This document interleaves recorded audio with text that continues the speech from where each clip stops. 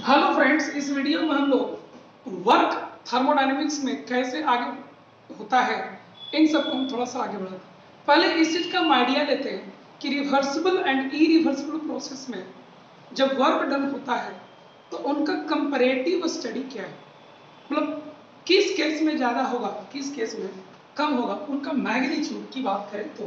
ठीक है, तो हमने ये पढ़ रखा है कि वर्क डन जो लिए हैं अभी उसी पे कंपेयर कर लेते हैं। वर्क डन अगर रिवर्सिबल एंड आइसोथर्मल का देखें तो होता है -nRT ln VF/VI, nRT ln VF/VI and work done irreversible process का अगर देखें तो -E external into delta V होता है। ये हमने सीखा। लेकिन इन दोनों में अगर कंपैरिजन की बात करें तो ये आप खुद देख सकते हैं कि ये आपको ln के अंदर में और ये आपको सिंपल मैथमेटिक्स। तो इन दोनों में मैग्नीट्यूड ज्यादा किसका हुआ, कम किसका हुआ, ये मैथमेटिकली नहीं प्रूव किया जा सकता है, लेकिन ग्राफ मैथमेटिक्स में ग्राफ के जरिए इसको हम देख सकते हैं।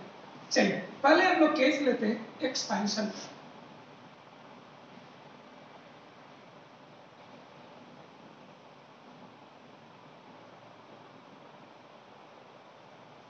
केस ऑफ एक्सपेंशन, एक्सपेंशन के केस में हम लोग को ग्राफ आता है कुछ इस तरह से, ये इनिशियल है, ये फाइनल। ठीक है, ये पीआई है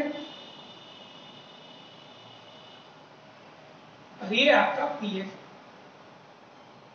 ठीक है,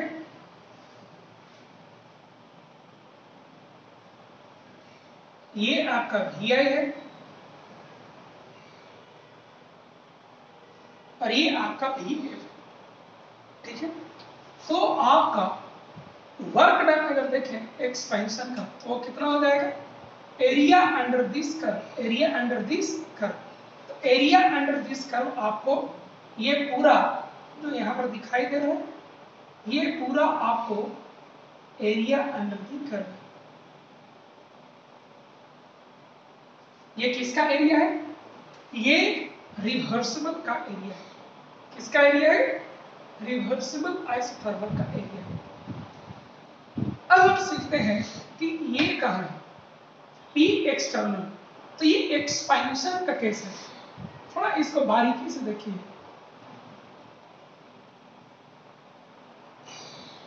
ये एक्सपेंशन का केस है। एक्सपेंशन का केस का मतलब होता है कि गैस आपको, ये डिस्क आपको आगे की ओर मूव करना चाहिए। ये डिस्क जब आगे की ओर मूव करेगा तब जाकर के गैस का वॉल्यूम बढ़ेगा एक्सपेंशन में। ये तभी पॉसिबल है जब P गैस आपका और P एक्सटर्नल में आपका देखा जाए तो P गैस आपका बड़ा होगा P एक्सटर्नल से। P गैस आपका बड़ा किससे होगा, P एक्सटर्नल से बड़ा होगा। और तब ये आपको ज्यादा प्रेशर लगाने की वजह से ये आपको नेट आगे की ओर जाएगा।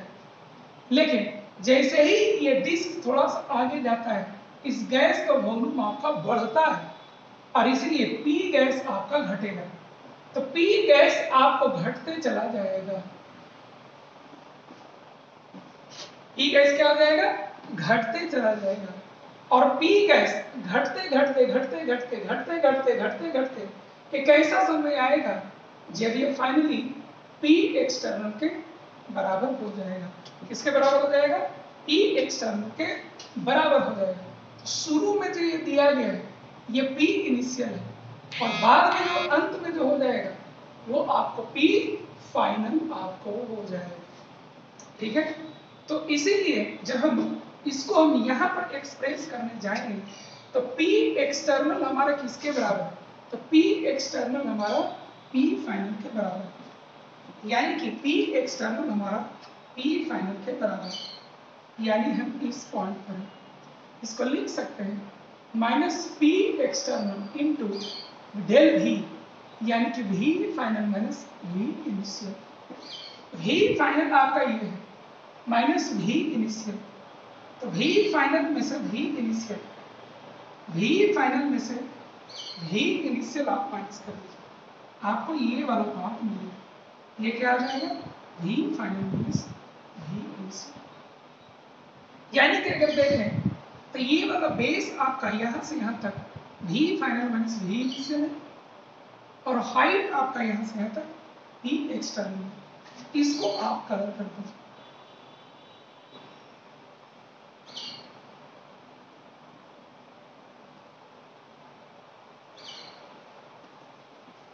इसको आप कलर कर दीजिए, ठीक है।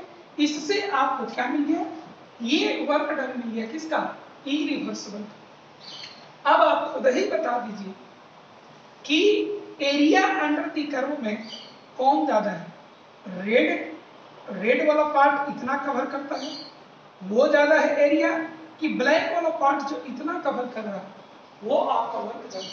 ऑब्वियसली आप देख सकते हैं कि मैग्नीट्यूड अगर देखें तो यहां से आपको आएगा, मैग्नीट्यूड अगर देखें तो यहां से आपको ग्राफ में आएगा वर्क डन ऑफ रेड वाला बड़ा है, तो रेड वाला आपको है रिवर्सिबल।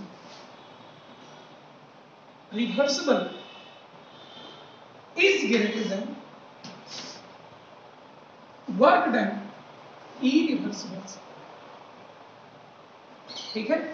लेकिन यह किस केस में ट्रू है?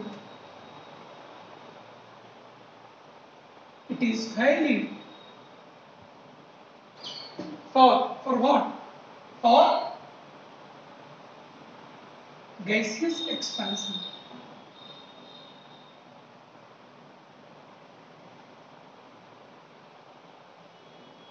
ये किसके लिए वैलिड है आपका? This is valid for gaseous expansion. This is valid for gaseous expansion, ठीक है। इफिशियंसी की भी बात करें,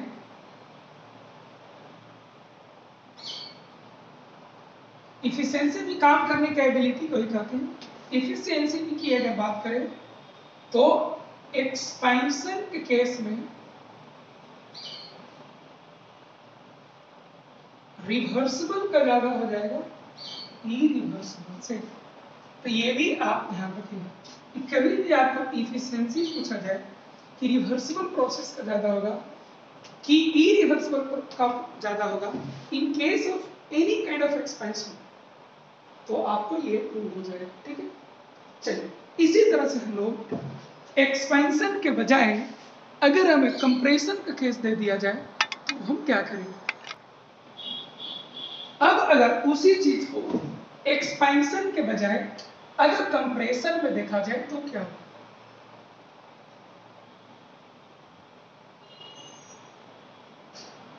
अगर उसी चीज को एक्सपेंशन के बजाय कंप्रेशन पे देखा जाए तो क्या होगा?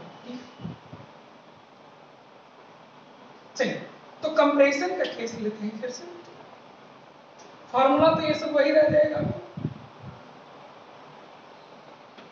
ठीक है।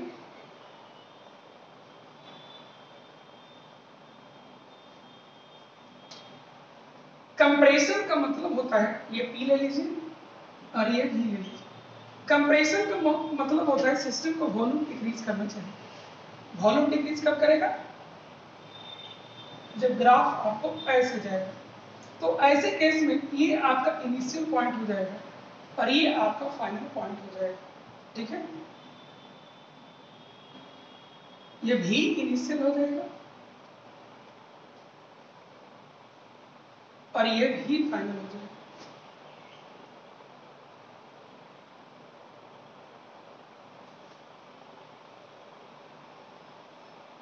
ठीक है। ये आपको P इनिशियल हो जाएगा, ये आपको P फाइनल हो जाएगा। तो सबसे पहले हम लोग रिवर्सिबल आइसोथर्मल प्रोसेस का अगर वर्क डन देखें तो कितना हो जाएगा? Area under the curve. तो एरिया अंडर दी कर्व यहाँ कितना है?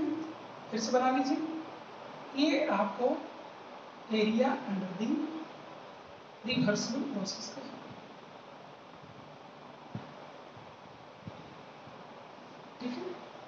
ये आपको एरिया अंडर द कर्व, यहाँ पे कोई दिक्कत नहीं है क्योंकि इसका ग्राफ ही ऐसे चलता है, तो इसका area under the curve he work done आपका है। अब आते हैं इरिवर्सिबल में कैसे होगा इसका वर्क। तो इरिवर्सिबल को समझने के लिए आप एक चीज देखिए, आप किसको स्टडी कर रहे हैं, कंप्रेशन को। कंप्रेशन कब होगा, कंप्रेशन आपका तब होगा जब आपको एक्सटर्नल प्रेशर बड़ा हो इंटरनल प्रेशर से। तो P एक्सटर्नल आपका बड़ा होना चाहिए P गैस, और इनिशियली आपको ये बड़ा है और ये छोटा। जैसे जैसे जब ये बड़ा है और ये छोटा है तो ये इसको कंप्रेस करेगा, जब इसको ये कंप्रेस करेगा तो ये क्लोजर आएगा, यहाँ वॉल्यूम डिक्रीज करेगा, इसके अंदर गैस में रखा हुआ है, तो वॉल्यूम डिक्रीज करने से गैस का प्रेशर क्या होगा, बढ़ेगा। गैस का प्रेशर क्या होगा, आपको बढ़ेगा, और बढ़ते बढ़ते बढ़ते बढ़ते गैस का प्रेशर बढ़ते बढ़ते बढ़ते बढ़ते ये कितना तक मैक्सिमम बढ़ेगा, जब तक कि वो इसके बराबर ना हो जाए। तो फाइनली ये बढ़ते बढ़ते आपको P एक्सटर्नल के ही बराबर आपको P फाइनल गैस हो जाएगा। ठीक है, ये बढ़ते बढ़ते फाइनली P गैस बढ़ते बढ़ते फाइनली किसके बराबर हो जाएगा, P फाइनल के बराबर हो जाएगा। ठीक है, तो फिर से हम लोग काम करते हैं, Vf minus Vi, Vf minus Vi का यही है, मैग्नीट्यूड पर जाइए, इस बार इसको Vi माइनस Vf, मैग्नीट्यूड हम लोग निकाल रहे हैं, उससे सब चीज हो जाएगी। तो Vi माइनस Vf जो भी है उस तरह से लिखा जाएगा, ये बात आपको यहां से है। ठीक है, और P एक्सटर्नल, तो P एक्सटर्नल आपको इसके बराबर तो नहीं है, P एक्सटर्नल आपको P फाइनल के बराबर, किसके बराबर है, P फाइनल के बराबर है। ठीक है, तो P फाइनल आपको कितना है, P फाइनल आपको ये है, यानी कि प्रेशर उस समय यहां तक होना चाहिए।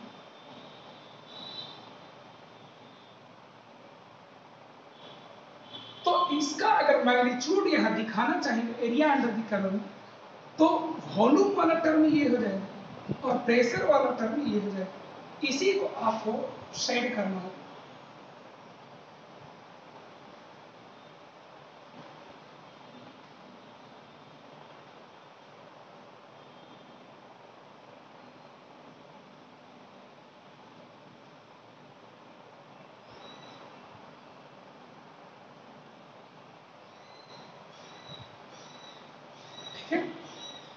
अब यहां पर आप एक चीज देखिए, मैग्नीट्यूड आप देखिए, मैग्नीट्यूड को आप देखिए, एरिया अंडर द कर्व ज्यादा किसमें, रेड वाला इतना ही है, लेकिन ब्लैक वाला पूरा ये, तो ज्यादा कौन हो गया इस केस में, ब्लैक वाला ज्यादा। ब्लैक कौन है, इरिवर्सिबल प्रोसेस का वर्क डन है, तो इसीलिए मैग्नीट्यूड इसका सॉरी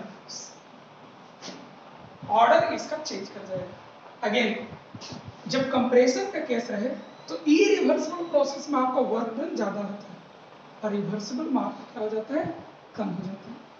ये भी वैल्यू फॉर गैसेस है। Compression here you changing compression और एफिशिएंसी का ऑर्डर भी आपको इसका उल्टा हो जाएगा। तो इस बात को आप ध्यान रखिएगा, ये आपको थ्योरेटिकल क्वेश्चन में ये सब बातें आपको पूछे जाते हैं। ठीक है, अब हम लोग को एक नया टर्म सीखना है, इंटरनल एनर्जी।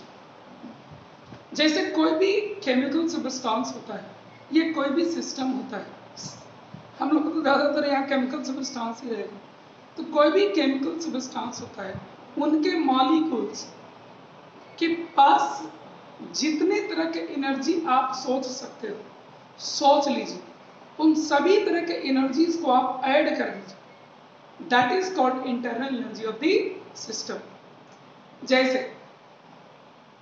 गिवन सब्सटेंस के पार्टिकल्स थोड़ा बहुत मोशन में हो सकते हैं, तो काइनेटिक एनर्जी होगा, थोड़ा बहुत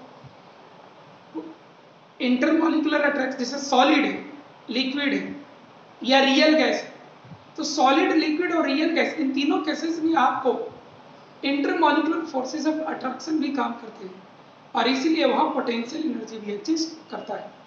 तो सॉलिड हो, लिक्विड हो, गैस हो, ऐसे केसेस में देखा जाए तो कई तरह के एनर्जी आपका रोल प्ले करेंगे। इन सभी तरह के एनर्जी को आप ऐड कर दीजिए तो आपको internal energy of the system आ जाएगा। लेकिन ध्यान रहे इनको एब्सोल्युटली कैलकुलेट नहीं किया जा सकता है। जैसे आप ऐसा सोचे कि मेरा शरीर है, मेरे शरीर में भी कई तरह के एनर्जी होंगे, क्या अगर मैं कह दूं कि उसको कैलकुलेट करके बता दीजिए तो कैलकुलेट कर दीजिएगा? क्या नहीं। मेरे बॉडी में भी कई तरह के एनर्जी मौजूद है, उन सभी को अगर ऐड करने के लिए कहा जाए तो नहीं ऐड होगा। लेकिन हाँ, अगर आप कहिएगा कि सर 1 kg का ब्लॉक है, उसको 1 मीटर से आप ऊपर उठा दीजिए तो कितना एनर्जी आपने खर्च किया, इसको कैलकुलेट हम लोग कर लेते हैं। यही चीज यहां भी होता है। इंटरनल एनर्जी सिस्टम का, टोटल एनर्जी सिस्टम का कितना है, इसको एब्सोल्युटली मेजर नहीं किया जा सकता है। लेकिन अगर सिस्टम एक स्टेट से दूसरे स्टेट जाता है किसी कंडीशन को फॉलो करते हुए, तो उस कंडीशन के जरिए कितना इंटरनल एनर्जी में चेंज हुआ, इसको मेजर किया जा, इसको कैलकुलेट किया जा सकता है इनडायरेक्टली। इन्हीं सब चीजों को यहाँ पर लिखा गया। Internal energy, this energy includes kinetic energy, potential energy, vibrational energy. हालांकि वाइब्रेशनल एनर्जी भी काइनेटिक एनर्जी और पोटेंशियल एनर्जी से ही बना होता है। चलिए लिख दी bond energy etcetera. It is an abstract term. ये वही बात है जो मैं अभी आपको कह रहा था, ठीक है। जैसे अगर कोई पूछे आपको कि आपका तबीयत खराब है, ठीक है, तो आपको कोई कहेगा कि कितना खराब है, तो आप बता दीजिएगा क्या कि नहीं मुझे 10% तबीयत खराब है, मेरा तबीयत 20% खराब है। क्या बता पाइएगा? क्या आप नहीं बता पाइएगा, ठीक है। यही चीज होता है यहाँ पर। It is an abstract term. Internal energy is an abstract term which can not be measured directly, जिसको डायरेक्टली मेजर नहीं किया जा सकता है। We can only measure the change in its value. उसके वैल्यू में क्या चेंज होते हैं, उसी को हम लोग केवल मेजर कर सकते हैं। In case of liquid, solid or real gas, various parameters affect the internal energy due to existence of intermolecular forces. जहां जहां पर इंटरमॉलिक्यूलर फोर्सेस होंगे, पोटेंशियल एनर्जी वहां पर मौजूद होगा, और जब पोटेंशियल एनर्जी वहां पर आपको मौजूद होगा तो कई पोटेंशियल एनर्जी की वजह से जो जो चीजें भी चेंज करते हैं उनको भी आपको कंसीडर करने होंगे। In case of ideal gas, due to absence of intermolecular forces, ideal gas किसको कहते हैं? उस गैस को कहते हैं जिसमें एक मॉलिक्यूल दूसरे मॉलिक्यूल पर इंटरमॉलिक्यूलर फोर्सेस ऑफ अट्रैक्शन या रिपल्सन नहीं शो करता। In case of ideal gas, due to absence of intermolecular forces, only kinetic energy becomes the total internal energy. तो जब हम लोग को कोई भी सॉलिड, लिक्विड या गैस रहे तो ऐसे केस में कुछ और होगा, और जब हमें केवल क्या रहेगा, आइडियल गैस रहे, तो ऐसे केस में टोटल एनर्जी केवल काइनेटिक एनर्जी से डिसाइड होगा, ठीक है। The kinetic energy of an ideal gas depends only on temperature. जब आइडियल गैस रहेगा तो काइनेटिक एनर्जी आपको डिपेंड्स ओनली इंटरनल एनर्जी पर डिपेंड करता है, ठीक है। Sorry, kinetic energy of an ideal gas depends only on temperature, ठीक है। Kinetic energy of an ideal gas depends only on temperature, और इंटरनल एनर्जी जो होता है वो काइनेटिक एनर्जी पर डिपेंड करता है।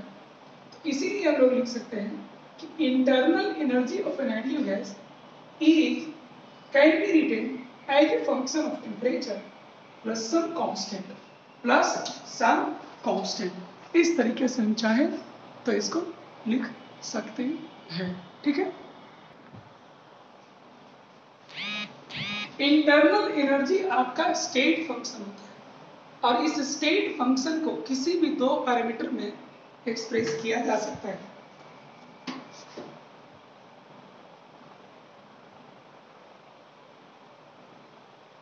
Internal energy is a state function, thus it can be expressed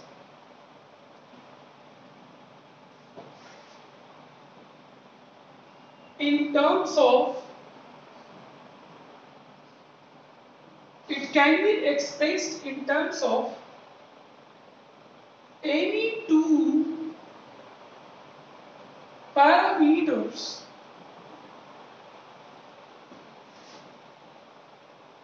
out of P, V and T।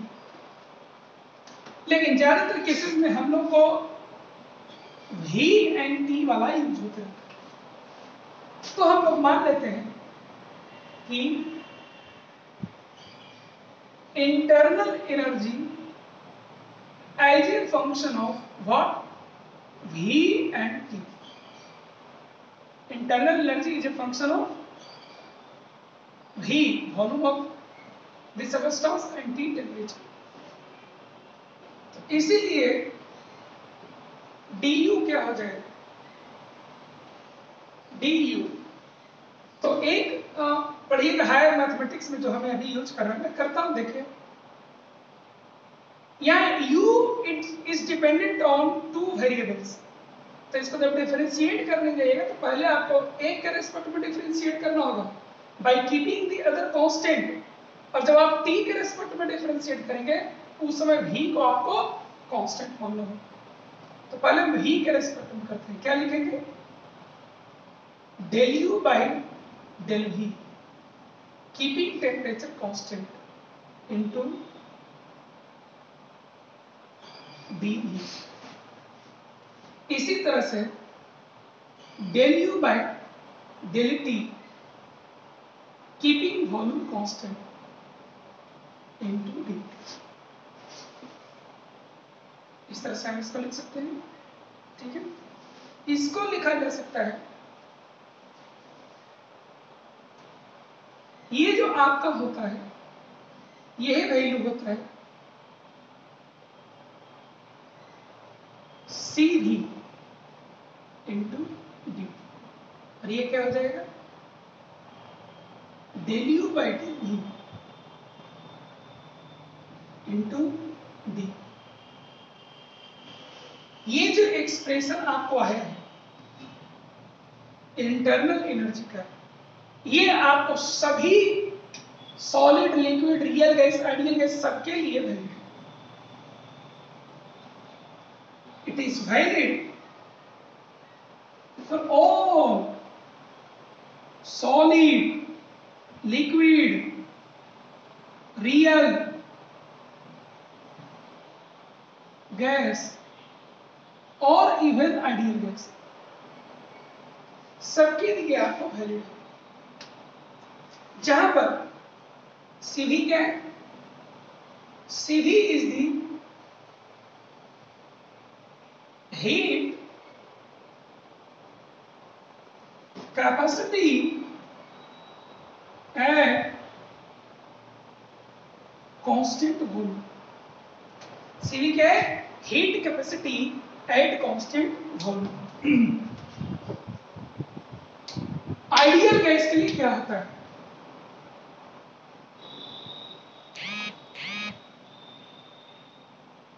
अभी हमने पढ़ा कि आइडियल गैस के लिए internal energy as a function of temperature केवल होता है। क्यों, क्योंकि आइडियल गैस में आपको इंटरमॉलिक्यूलर फोर्सेस प्रेजेंट नहीं होती। तो ऐसे केस में अगर इसका हम v के रेस्पेक्ट में अगर इसको डिफरेंशिएट कर दें, v के रेस्पेक्ट में इसको डिफरेंशिएट कर दीजिए, बाय कीपिंग टेम्परेचर कांस्टेंट। तो ये केवल टेम्परेचर पर ही डिपेंड कर रहा है, उसी टेम्परेचर को आपने कांस्टेंट मान लिया तो पुराना कांस्टेंट हो गया। अब कांस्टेंट को आप ही के रेस्पेक्ट में डिफरेंशिएट कर दीजिएगा तो क्या आपको आ जाएगा रिजल्ट? 0 आ जाएगा। इसको आप यहां रखिए, therefore du क्या हो जाएगा? ये du by V del U by del V at T, ये 0 हो जाएगा। ये टर्म आपको 0 हो जाएगा। क्या हो जाएगा? 0 प्लस सीवी डी टी, यानी कि CV D T is equal to T. यह किसके लिए वैलिड है? It is valid for ideal gas only. याद रखिएगा लिमिटेशन, यह किसके लिए वैलिड है? Valid for ideal gas only. लेकिन क्या मैंने इसमें किसी प्रोसेस का कंडीशन इंपोज किया है? नहीं। तो किसी भी प्रोसेस के लिए वैलिड होगा। Valid for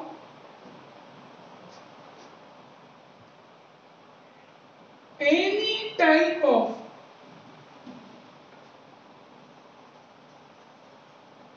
process. तो दो कंडीशन ध्यान रखिएगा। पहला, it is valid for ideal gas only. Ideal gas का कोई भी प्रोसेस आप करवा लीजिए, ये फॉर्मूला आपको अप्लाई हो जाएगा, ठीक है। लेकिन कौन सा? आइडियल गैस के लिए लगाएंगे। किसके लिए आप इसको लगाने जाएंगे? आइडियल गैस के लिए आप लगाने जाते हैं तो आपको हर बार ये ट्रू होगा, ठीक है। अब हम लोग को सीखना है first law of thermodynamics.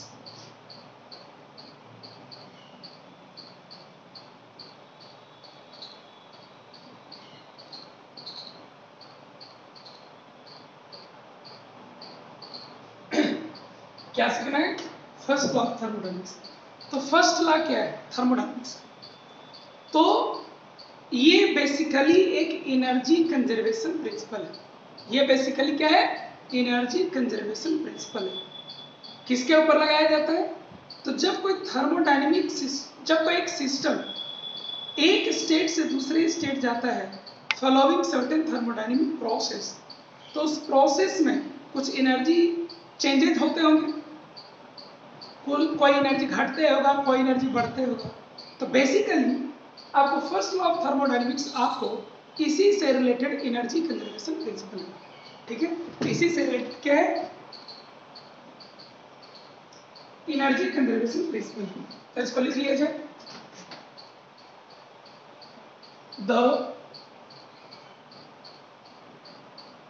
basis of the law is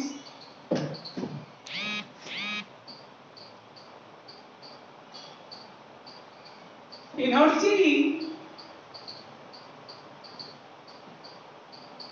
conservation principle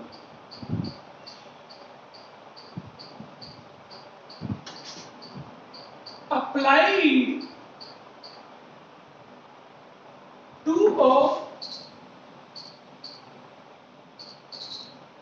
thermodynamic process।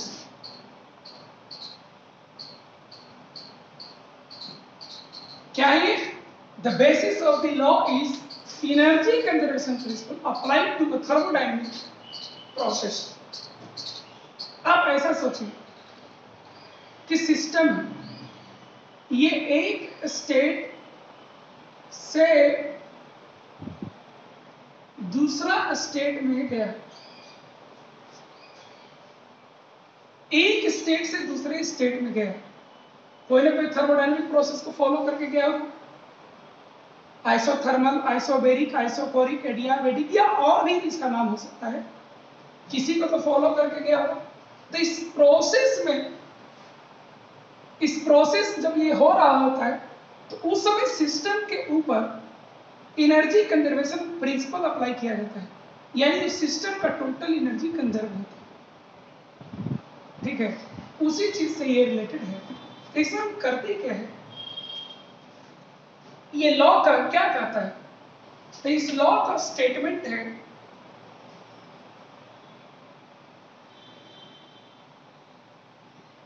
इस लॉ का स्टेटमेंट ये है कि मान लीजिए कि कोई सिस्टम, मान लिया जाए कोई सिस्टम है, इस सिस्टम को अगर Q अमाउंट ऑफ हीट दे दीजिए और W अमाउंट ऑफ वर्क भी इस पर कर दीजिए। अगर किसी सिस्टम पर अगर किसी सिस्टम को Q अमाउंट ऑफ हीट दे दीजिए और W अमाउंट ऑफ वर्क इस पर कर दीजिए, ठीक है। आपने Q अमाउंट ऑफ हीट दिया यानी Q एनर्जी दिया और W अमाउंट ऑफ वर्क किया यानी आपने W वर्क किया, यानी कि आपने W अमाउंट ऑफ एनर्जी इसको दिया। तो इसको टोटल एनर्जी आपने कितना दिया? Q plus W। ये जो एनर्जी आपने इस सिस्टम को दिया, ये सिस्टम के इंक्रीज इन इंटरनल एनर्जी के बराबर होता है। तो इतना एनर्जी इसको देने से इसका इंटरनल एनर्जी इंक्रीज कर जाता है। कितना से इंक्रीज करता है? डेल यू से, जहां डेल यू क्या है? U final minus U initial. जहां डेल यू क्या है? U final minus U initial. Del U क्या है आपको? U final minus U initial. तो इसका स्टेटमेंट क्या कहता है? It states that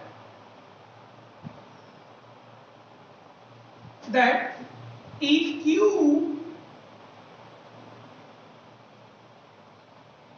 is the heat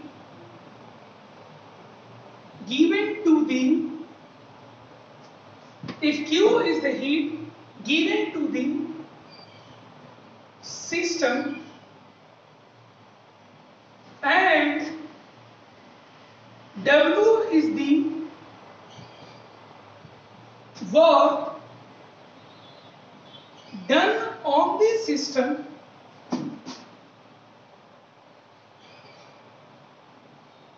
then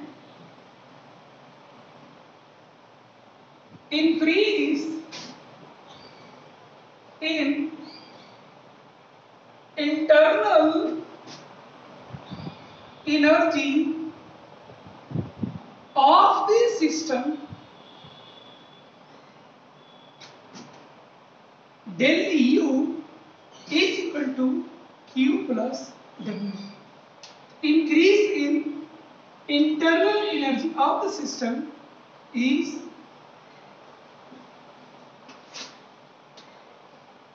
Q plus W. Increase in internal energy of the system is Q plus W. तो ये एक चीज हमको यहां से समझने को मिला कि अगर इस सिस्टम को Q अमाउंट ऑफ हीट दे दीजिए जो कि एनर्जी का ही फॉर्म है and W amount of work इसके ऊपर कर दीजिए वो भी एनर्जी का फॉर्म है, तो टोटल आपने एनर्जी सिस्टम को कितना दिया? Q plus W। तो ये कहाँ चला जाएगा? तो इसी सिस्टम के इंटरनल एनर्जी को इंक्रीज करने में काम हो जाएगा। तो एनर्जी कंजर्व करा दिए और इसीलिए इसको एनर्जी कंजर्वेशन प्रिंसिपल का ही एप्लीकेशन कहा जाता है, ठीक है। तो ये आपको यहाँ से मिल रहा है। अब इसमें एक चीज हमें ये सोचना है कि मान लो ये पीवी डायग्राम, मान लो सिस्टम हमको यहाँ पर है इनिशियल, इस स्टेट में है इनिशियल, कुछ पीआई है कुछ वीआई है और बाद में हमें वो इस स्टेट में चला गया, ठीक है। तो इस स्टेट से जब वो इस स्टेट में आता है, ठीक है, इसको थोड़ा सा आप सुधार कर लेंगे तो उसको समझने में आराम होगा। इसको लिखा जा सकता है डेल यू को क्या लिखा जा सकता है? U final minus U initial. अब इसको यहां सीखिए, पहले आपको ये इनिशियल स्टेट में यहां पर कुछ उसका इंटरनल एनर्जी होगा, अब बाद में सिस्टम फाइनल स्टेट में चला गया, वहां पर कुछ उसका इंटरनल एनर्जी होगा। इनिशियल स्टेट और फाइनल स्टेट के इंटरनल एनर्जी में डिफरेंस के बराबर ही Q प्लस W होता है, ठीक है। तो ये जो आ रहा है आपको, ये तो स्टेट फंक्शन आ रहा है, क्या रहा आपको, स्टेट फंक्शन आ रहा है। तो आपने इसको Q अमाउंट ऑफ हीट दिया, वो पाथ फंक्शन है, W अमाउंट ऑफ वर्क आपने किया, वो पाथ फंक्शन है, लेकिन इन दोनों का जो एडिशन आया वो क्या है, स्टेट फंक्शन आपको आ रहा है। इंटरनल एनर्जी मैंने पहले भी कह चुका हूं कि internal energy is state function. ठीक है, खैर आगे बढ़ते हैं। अब यहां पर अभी ये सीख रहा है कि इनिशियल स्टेट I से फाइनल स्टेट F आप सीधे सीधे चले जाएंगे। ठीक है, मान लो इसका नाम ओम है, या मुड़ करके जाइए, मान लो इसका नाम 2 है, या ऐसे आप चले जाइए और इसका नाम 3। इन सभी केसेस में वन पाथ से जाइए, सेकंड पाथ से जाइए, थर्ड पाथ से जाइए, किसी भी पाथ से आप इनिशियल स्टेट से फाइनल स्टेट जाएंगे, हर जगह चेंज इन इंटरनल एनर्जी का वैल्यू सेम होगा, क्योंकि इनिशियल और फाइनल स्टेट हमारा चेंज नहीं कर रहा। लेकिन आपने पाथ अलग अलग लिया है, इसलिए हर पाथ का Q, चूंकि ये पाथ डिपेंडेंट होता है, एंड W, चूंकि ये भी पाथ डिपेंडेंट होता है, ये दोनों डिफरेंट होंगे।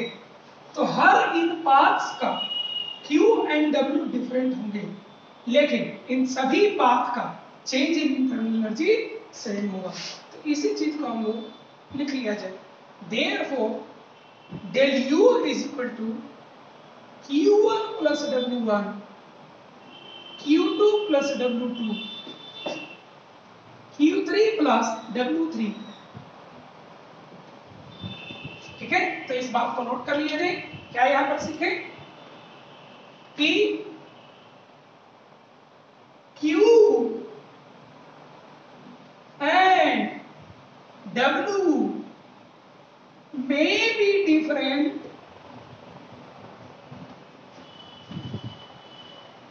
for different paths, but change in internal energy